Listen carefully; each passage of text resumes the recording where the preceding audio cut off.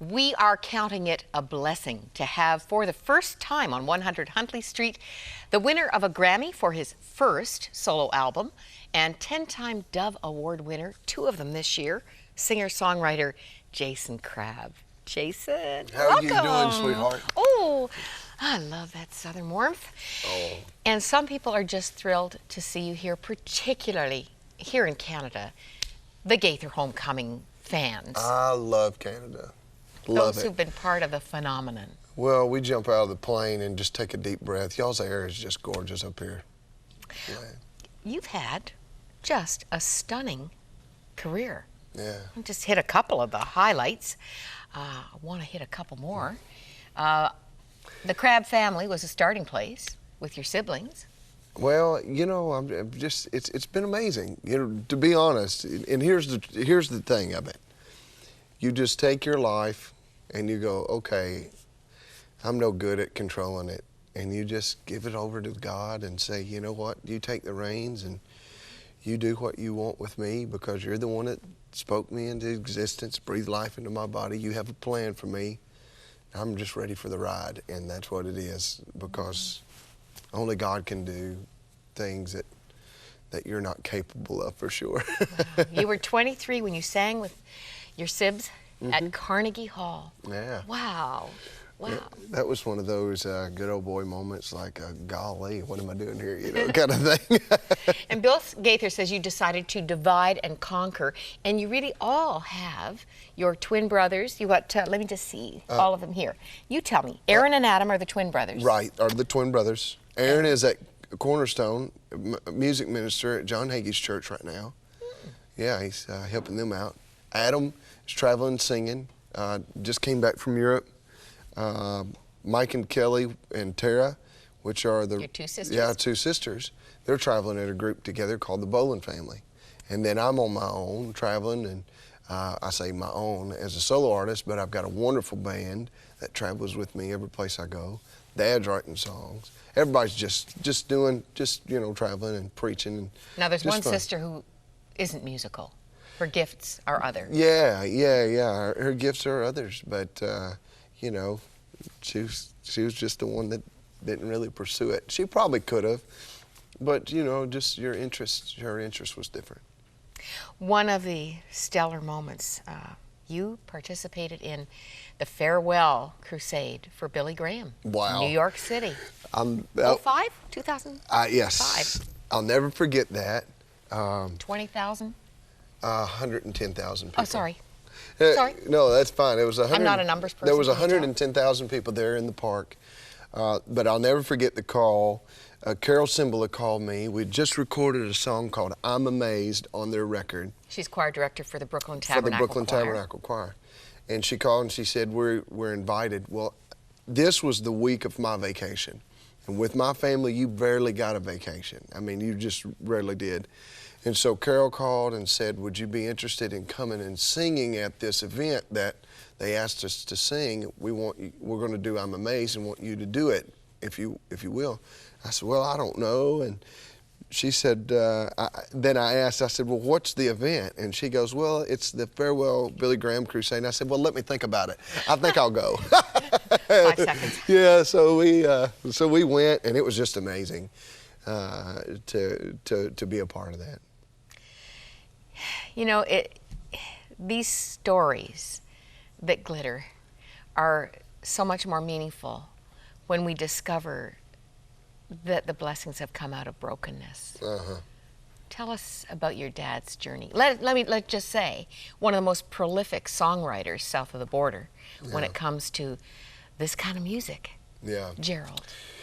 My dad is very, very gifted. You know, God just really, you know, the scripture said calling is without repentance, and when you're called, that's just the way that it is. My dad was the young ages of my life, he was a minister.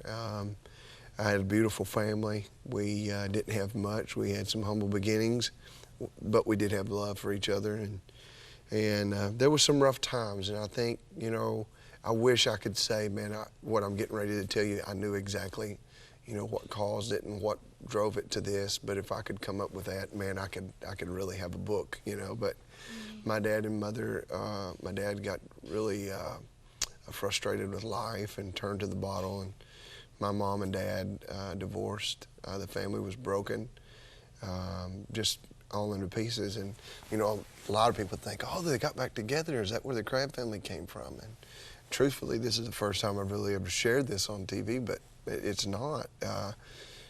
My dad met another woman later on in life, and she was good for him.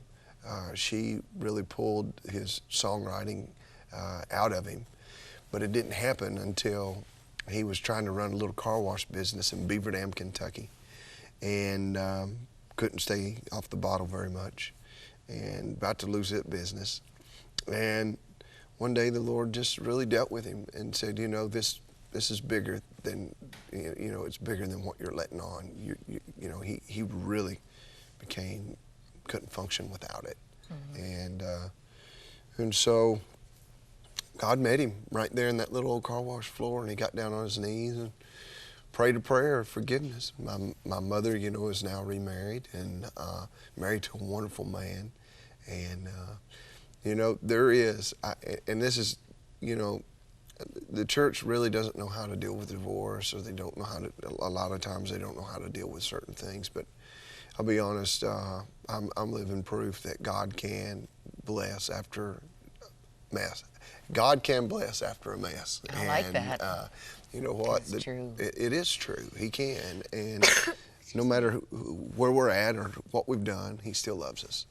I was thrilled to see that later on your dad would pastor a church with no real parsonage. You set up home in the Sunday school rooms, and really I think that platform in the church was a call to you musical crabs to come on out and express yourself. It's really wild. You know, when Dad decided to pastor that church or take that church over, there was no parsonage. And so they built, you know, rooms out of Sunday school rooms. And so from me driving back from my mother's house, now going to Dad's house, that's where we stayed when we were at my dad's house, you know, in the back rooms in the parsonage there.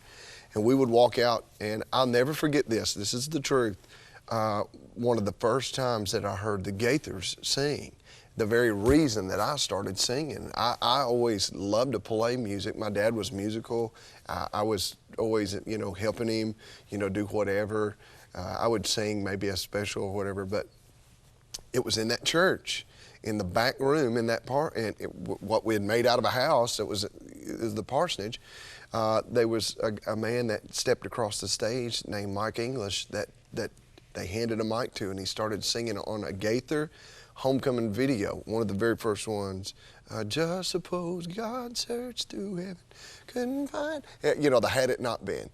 Had it not been for a man. And so I'm like, who is that? And so the next thing you know, God was preparing a platform, and it was just right outside those doors. We have some pictures. We'll just give people a little taste of, wow, your life. Let's go here. First, your family. Oh, that's my beautiful wife, Shelley. We've been married now for 12 years. And then that's Ashley. She is 7 now. And then Emma, she is 5. Oh, beautiful family. Hard to be away from them. Now, I understand this is one of your favorite dishes, and you're the cook. Well, yeah, we try to do that.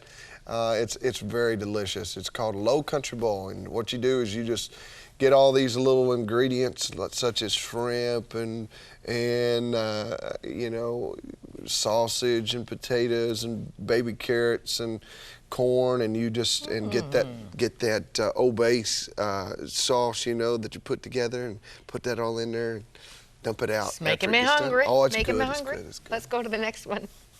Ooh, you were part of the Dove Awards? Yeah, we were there receiving a Dove Award. I think that picture is what this last year. Yeah. Some year. The Price is Right. No, that's funny. That was after the Grammys. We had 2 days still to go. A little lady that we had met out front, she got called down, and what happens is Drew interviews you after it's over with, and she won a motorcycle. This lady that we'd met, she came down, sat in a seat. Drew says, you know, where are you from? Because they're switching out the gangs. And So after that, you know, he turns to walk off and to get ready to do the next game. She stands up and says, "Hey, Drew, that boy back there won a Grammy the other day." And he said, "Really? Come up here and sing us a song." And so. Oh, you weren't playing the game? No. Oh, he just found a celebrity in the audience? So he called us up, and I sang a little song to my wife, you know, "You are so beautiful," and I sang it to her. He goes, "Man, you can't sing." He said, "We'll pull your record up after the next game and play some of the songs off of it." And I got to meet him and talk with him, and he said, "Well, you made a little money off of me." And I said, "Really?" And he said, "Yep, I'm gonna go download your new record when I get home." And so I thought that's kind of cool. Oh, wonderful highlights, wonderful career. And you are on the road with another former Gaither vocal band star. He's been here recently. Great man, Guy Penrod. He's just, I'll never forget the first time that I heard him sing. He sang a song called "Count on Me" I went and bought the Gaither vocal band new record because, you know, at this time, I've listened to all of Mike English's stuff with the Gaithers, and now I've listened to Buddy Mullins, you know, with the Gaithers, and now who's the new lead singer? And he sings this song called "Count on Me," and just knocks it out of the park. And I'm like, God, who is this guy?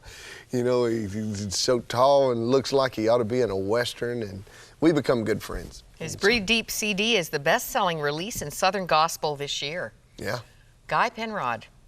And you two have let me see, how many cities? 18 cities.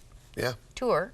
So if you're in the U.S., it carries on until November 18th. JasonCrabb.com if you want to check the tour schedule. And if you want to do one of them up here. Well, this is my hope. Okay. You know, we'll warm them up here in these next 2 weeks. These 2 weeks of giving thanks, and I'm sure Just give us a call. Just give us a call. We'll come. Don't you go away. We'll be right back.